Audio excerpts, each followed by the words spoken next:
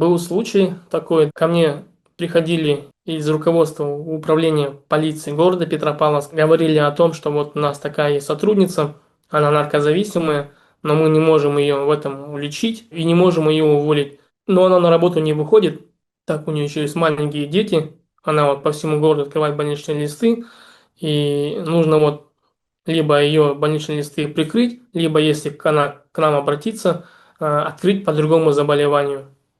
Но я говорил, что мы не можем открыть по придуманному заболеванию больничный лист. Вы сами с ней разбирайтесь в рамках своих должностных полномочий.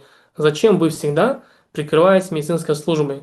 Почему мы должны быть инструментом ваших должностных нарушений? Мы не можем, я не могу быть вашим инструментом в ваших руках, чтобы э, совершать те действия противоправные, которые вы хотите. И такие заявления поступали очень часто. От кого? От руководства департамента полиции. Непосредственно от начальника или заместителей? Как это происходит? Вот у меня был курирующий заместитель. Это заместитель по общим вопросам департамента полиции. Это он спускал вам? Да, в основном спускал он. И иногда он говорил, что это указание начальника департамента полиции.